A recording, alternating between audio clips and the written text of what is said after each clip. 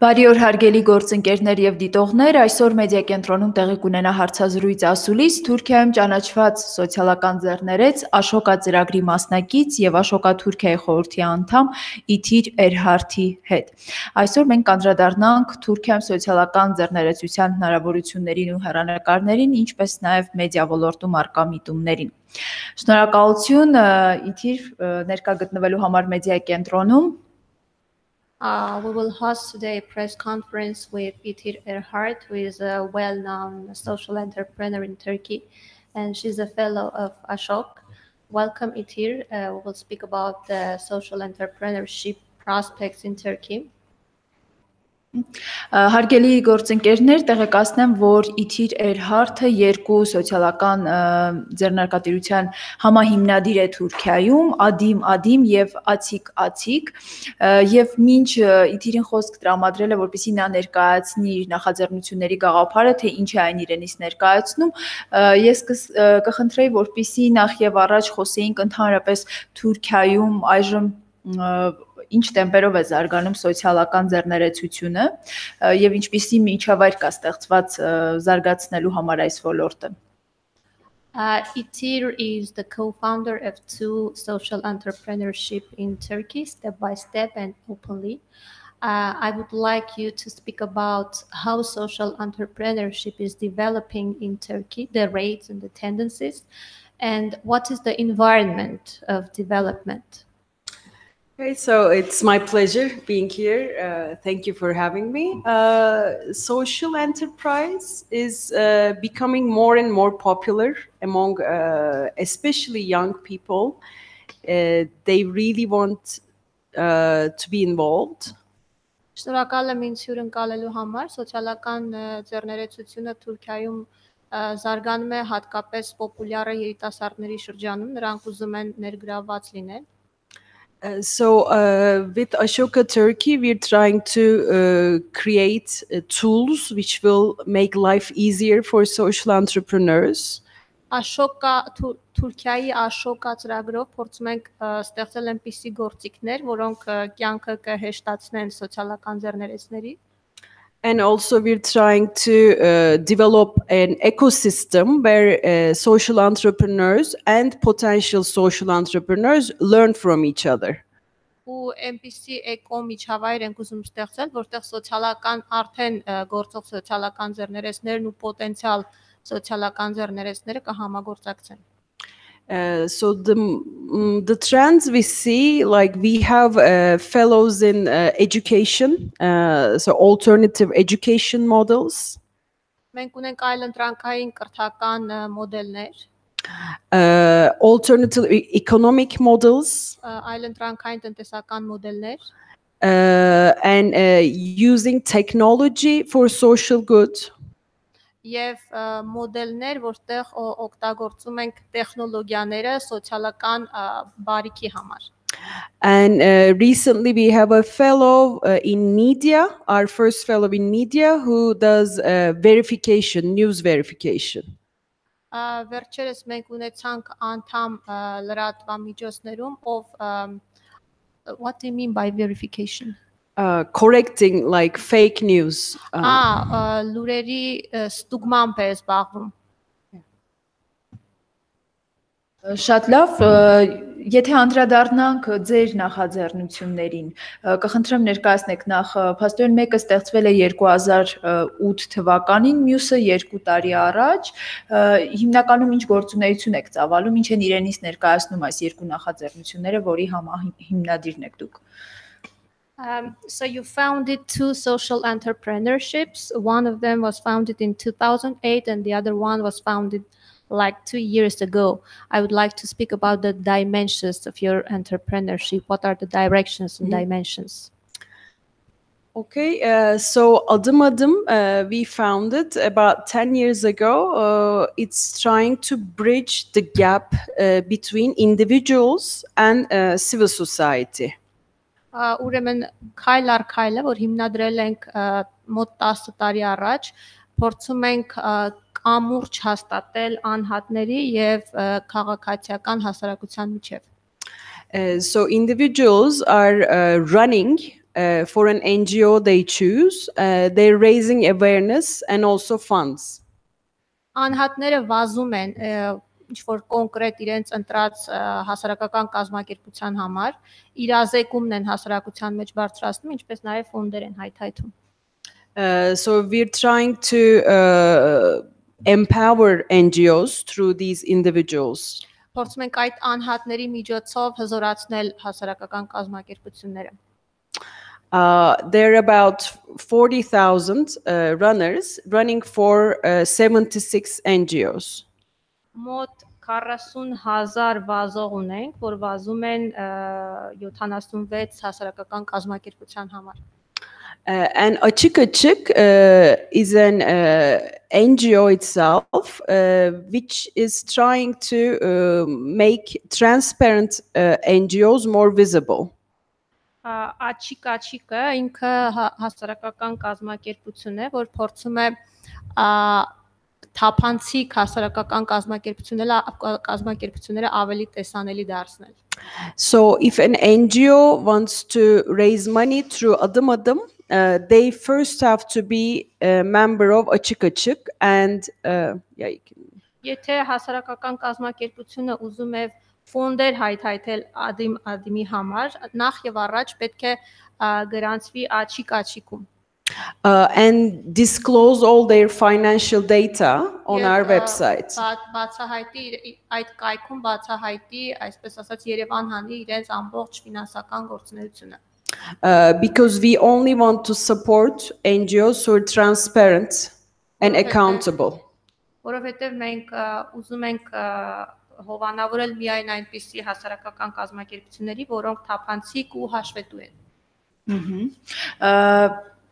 Երկրորդ նախաձեռնության մասով, որի մասին նշվեց, հասարակական կազմակերպությունների եւ հիմնադրամների թափանցիկությունը ապահովելու համար ստեղծվել է նման պլատֆորմ. Արդյոք դա հնարավոր է տեղայնացնել նաեւ Հայաստանում եւ ինչ համագործակցության եզրեր է տեսնում այս նախագծերով Հայաստանի հետ? About the second entrepreneurship, about making the NGOs more transparent, do you see a platform of localizing it in Armenia or collaborating with Armenia? What prospects do you see? So I think that's like the main reason I'm here actually, because with both Açık Açık and Adim Adim, we collected some experience, and I wanted to come here to Armenia to share the experience. Հենց այդ պատճառով եմ այստեղ, երկու նախաձեռնությունների դեպքում էլ ես փորձ եմ հավաքել եւ եկել եմ այդ փորձը բաժնեկցելու ձեզ հետ.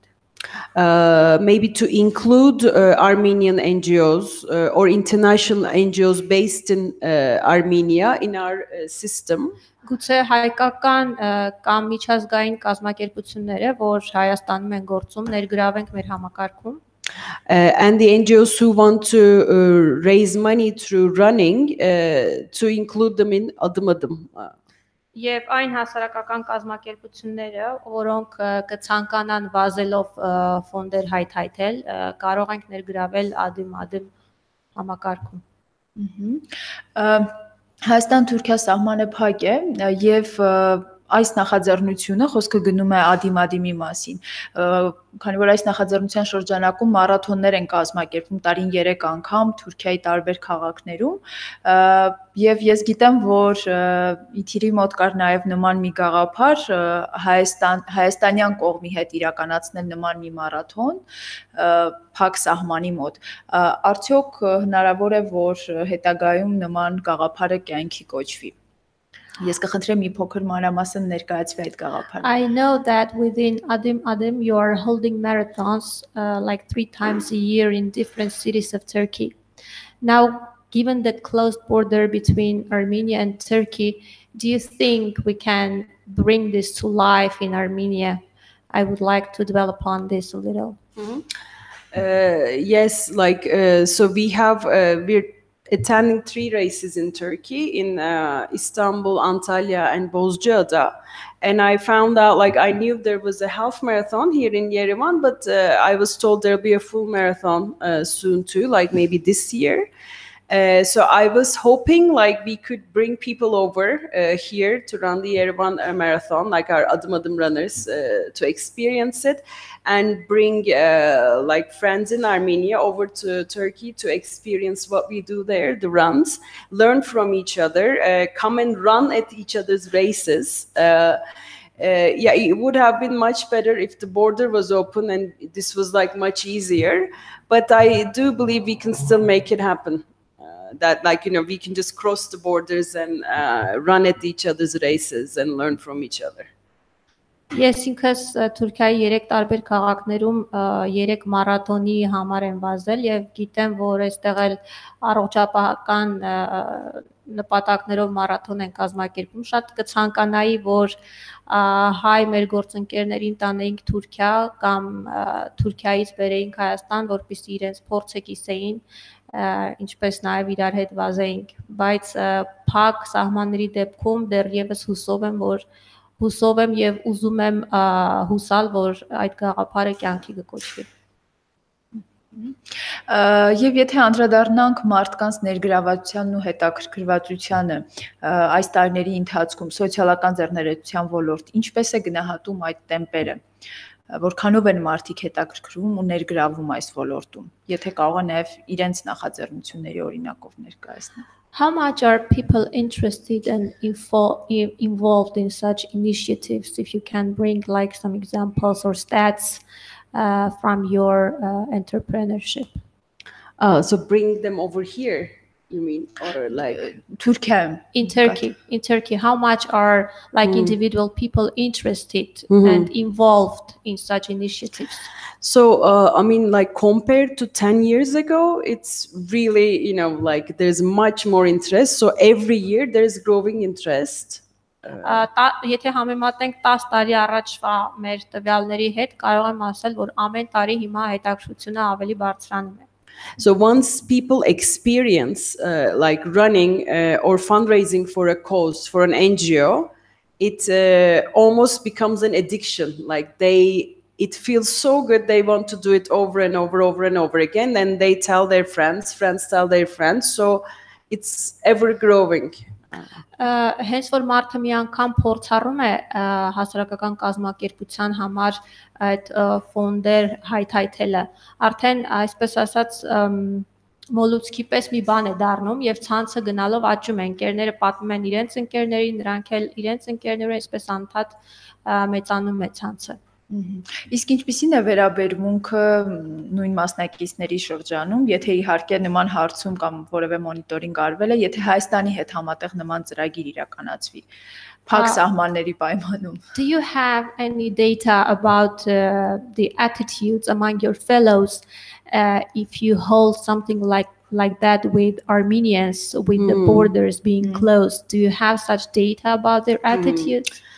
I didn't do like a field work, but I asked, you know, people around me because like as I was sharing yesterday, I had this dream about doing a running event at the border. And all my friends, like people around me, were really excited and they said they would come definitely take part in it. Ես պաշտոնական հարցում չեմ անցկացրել, բայց իմ երազանքն է եւ իմ շուրջ գտնվող մարդկանց հետ խոսել եմ, նրանք իսկապես ուզում են գալ եւ վազել հայ գործընկերների հետ։ It's like this running beyond borders idea really excited, you know, like runners around me. Այդ գաղափարը սահմաններից այն կողմ վազելը շատ հետաքրքրում է նրանց եւ շատ խանդավառ են։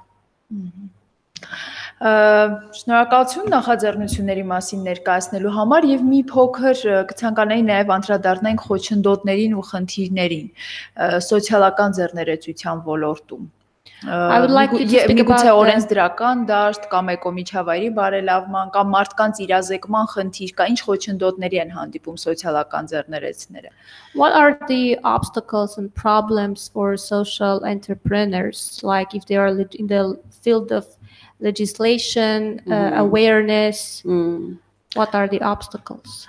Okay, so although social enterprise is growing, you know, there's more interest, it's still very, very new. Թեպետ սոցիալական ձեռներեցությունը աճում է, մեծանում է, բայց ամեն դեպքում շատ նոր է ինքը։ And under the law, like they're treated as regular enterprises, so they don't get tax breaks.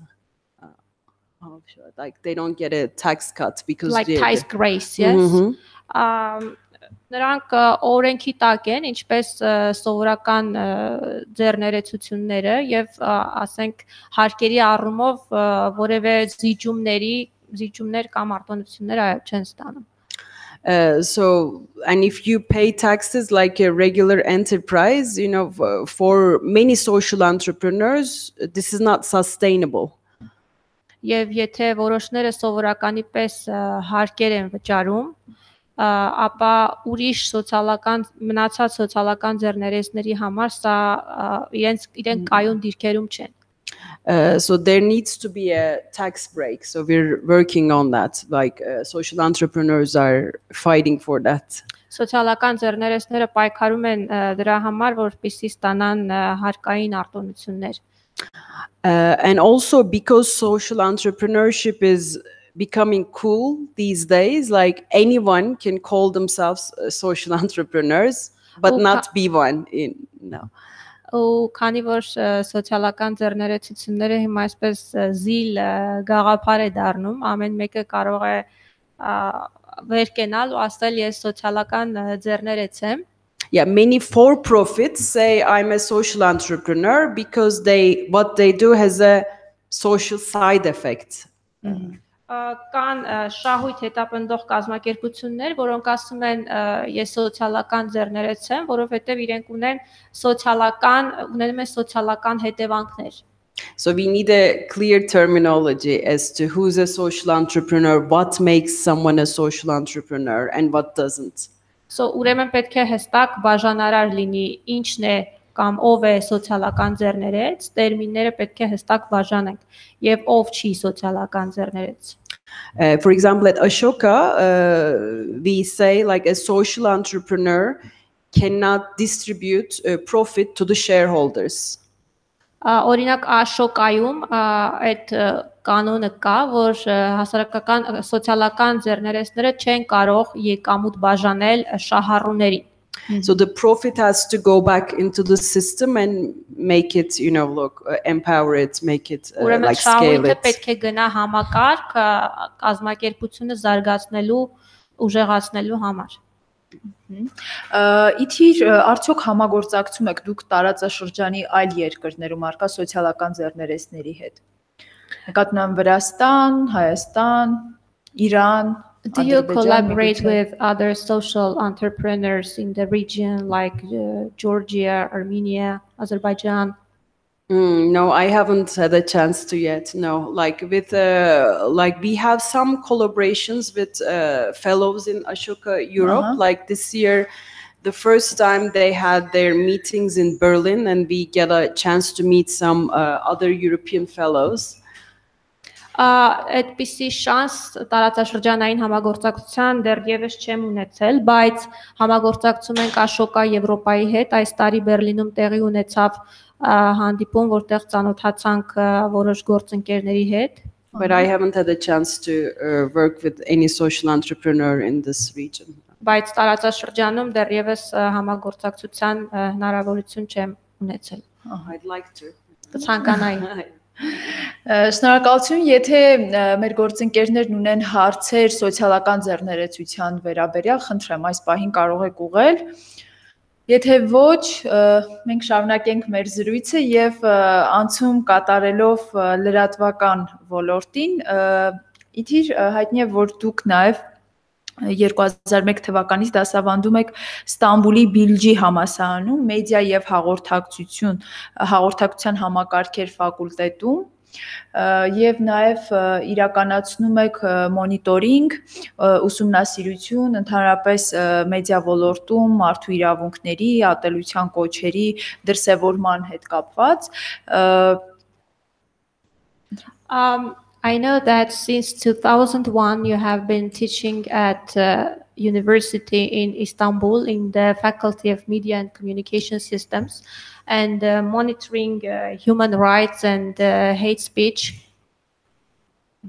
Եվ հետաքրքիր է այս փուլում, երբ վերջին 2 ամիսներին Հայաստանում տեղ ունեցած Թավշյա հեղափոխության համատեքստում Հայաստանը հայտնվել էր միջազգային մեդիայի ուշադրության կենտրոնում եւ ինչպես էր արձագանքում Թուրքիայում լրատվամիջոցները, մեդիա ոլորտը, այն ինչ որ տեղի էր ունենում ներքաղաքական իրավիճակը Հայաստանում.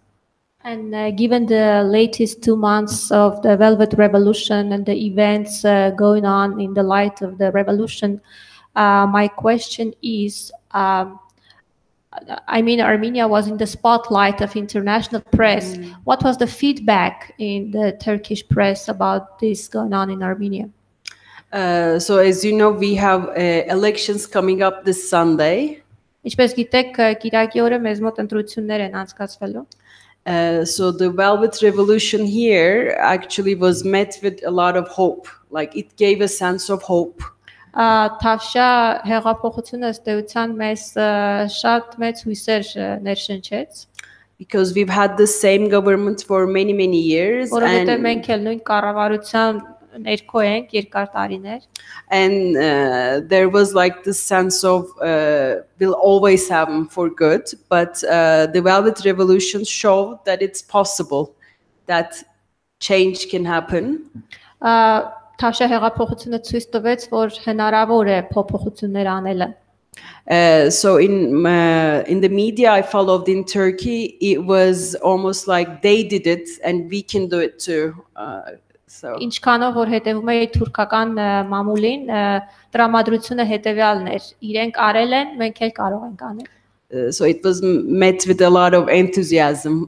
Մեծ խանդավառություն կար. Եվ այն զարգացումները, որ տեղի ունեցան Թավշյա հեղափոխության ներքո, ինչպես էր արձագանքում թուրք հասարակությունը եւ նաեւ մամուլը Թուրքիայում, նկատի ունեմ հայ-թուրքական հարաբերությունների զարգացման առումով եւ արդյոք Հայաստան-Թուրքիա սահմանի բացման հետ կապված, այսինքն ինչ տրամադրություններ կային Թավշյա հեղափոխության եւ այդ ընթացիկ զարգացումների ներքո. And given the developments that happened during the Velvet Revolution, my question is what mood and what feedback is in the press about Armenia-Turkey closed border and the development of Armenia-Turkey relationships? Again, I must say there is hope. Like after the revolution, like this closed border issue is really depressing. Like but it gave us hope that maybe, like with the new leaders, and maybe Turkey will get a new leader too, and then we will just make this happen eventually. Կրկին կարող եմ ասել, որ հույս արթնացավ, հաշվի առնելով Հայաստանի նոր ղեկավարությունը եւ հույս ունենք, որ մեր ղեկավարությունն էլ կփոխվի եւ արդեն մարդիկ հույս ունեն, քանի որ այս փակ սահմանը շատ տխրեցնող է հասարակության շրջանում։ Մարդկանց մոտ հույս արթնացավ, որ նոր կառավարությունների ներքո այդ հարցը կարող է լուծվել։ So it's like changes in the air, and this border issue is something we can change. So again, a sense of possibility arose. Մի տեսակ հնարավորության զգացում կա, որ մարդիկ հնարավորություն ունեն, որ այդ սահմանը կբացվի։ Շնորհակալություն եւ կխնդրեմ իթիր ներկայացնեք նաեւ այն մոնիտորինգի արդյունքները, որ դուք բարբերաբար իրականացնում եք, եթե իրականացնում եք նաեւ տարածաշրջանում, ինչպես է մեդիան արձագանքում մարդու իրավունքների հետ կապված խնդիրներին եւ ինչ միտումներ կան վերջին տարիների ընթացքում, ինչ մտահոգություններ կան, որ այդ մոնիտորինգների արդյունքում վեր եք բարձրացրել։ I would like you to speak about the monitoring results you are carrying out across media about human rights, and what are the issues that you voiced about this? So Hrant Foundation has been monitoring media for hate speech for many years, and my university, we're partners of this project. Հրանտինքի հիմնադրամը մոնիտորինգի էր ենթարկում ատելություն պարունակող խոսքերը, այսպես ասած, եւ իմ համալսարանը համագործակցում էր այդ նախագծի հետ։ Դա Թուրքիայում էր իրականացնում հենց։ Is this carried out in Turkey? Yes, yes. So it's carried out in Turkey. All Turkish press, national and local, is monitored for hate speech. Ամբողջ տպագիր մամուլը մոնիտորինգի է ենթարկվում թե ազգային, թե տեղային մամուլը ատելություն պարունակող գրառումների համար։ So like certain groups are more likely to be targets of hate. Sorry.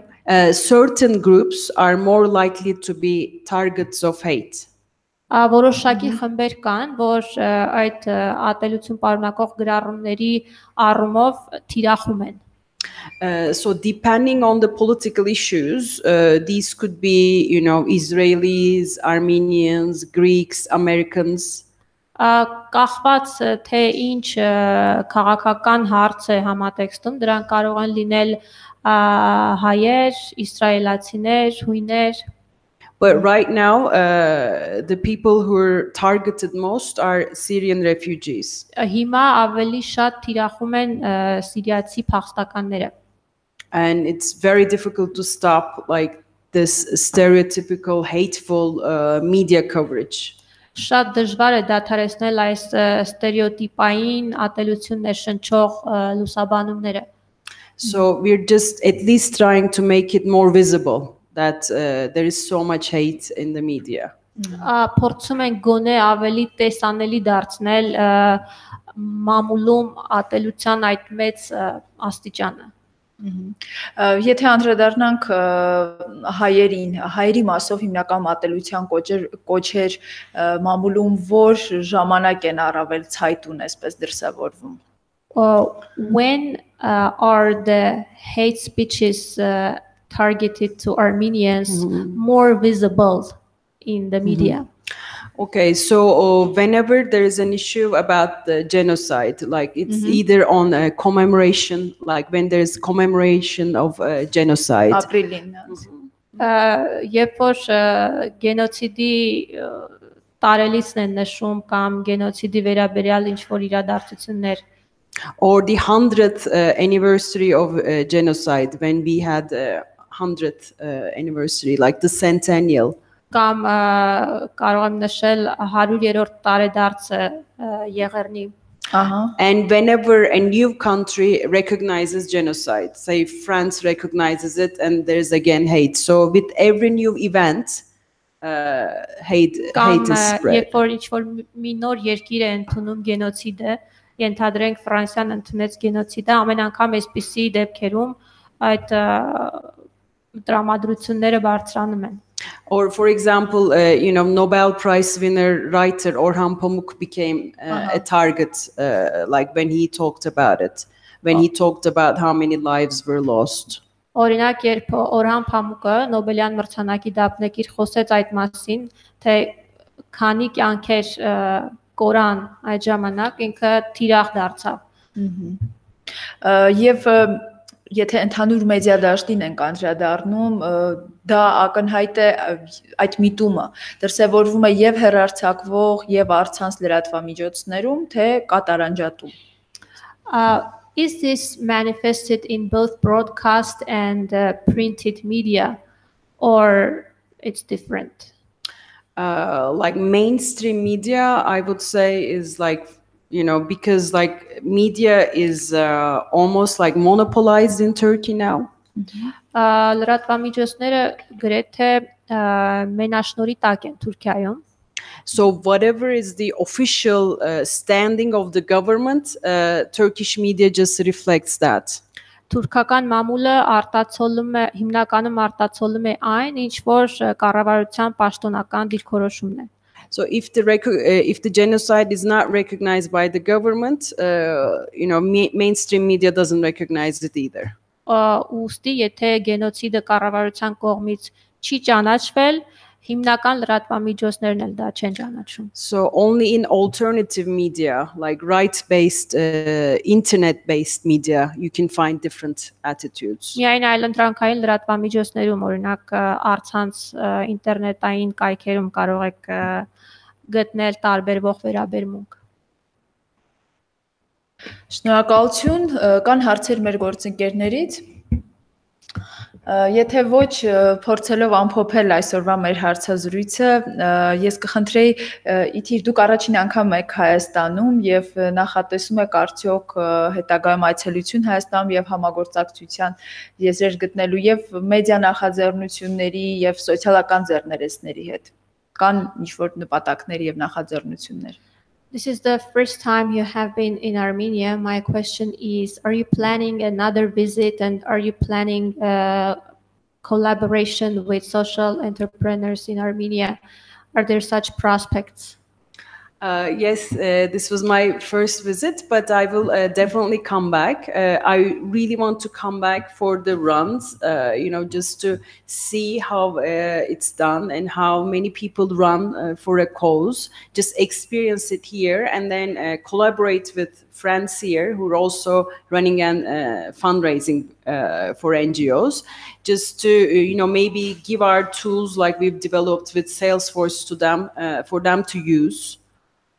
Այո, սա իմ առաջին անգամն էր, բայց միանշանակ հետ եմ դառնալու, որպեսզի հանդիպեմ իմ այն գործընկերների հետ, ովքեր ինչ-որ գործի համար մարաթոնում վազելու են եւ փորձելու ենք նրանց հետ բաժնեկցել մեր գործիքները։ And also, like, as the Աշոկա office in Istanbul, we really want to help our colleagues here, find Աշոկա fellows. Լինելով Աշոկա Թուրքիայի գրասենյակի ներկայացուցիչ, նաև ուզում եմ, որ այստեղի գործընկերներս Աշոկայի անդամներ գտնեն։ Definitely will come back for that. Անշուշտ դրա համար հետ եմ գալու։ Շնորհակալություն, հաջողություն ենք ձեզ մաղթում եւ նոր համագործակցություններ հայաստանյան գործընկերների հետ։ Thank you. We wish you a fertile partnership with your Armenian colleagues. Thank you. Thank you. Հարգելի դիտողներ, հիշեցնեմ, որ մեդիա կենտրոնի հյուրն էր Թուրքիայում ճանաչված սոցիալական ձեռներեց, Աշոկա ծրագրի մասնակից եւ Աշոկա Թուրքիայի խորհրդի անդամ Իթիր Էրհարթը։ Մենք զրուցեցինք Թուրքիայում սոցիալական ձեռներեցության զարգացման հնարավորությունների եւ հեռանկարների մասին, ինչպես նաեւ մեդիա ոլորտում առկա միտումների եւ խնդիրների մասին։ Շնորհակալություն եւս մեկ անգամ Իթիր ներկա գտնվելու համար մեդիա կենտրոնում հարցազրույցի համար։ Thank you for coming for the press conference. Thank you so much for having me at Media Center. You're welcome. Հաջողություն, շնորհակալություն։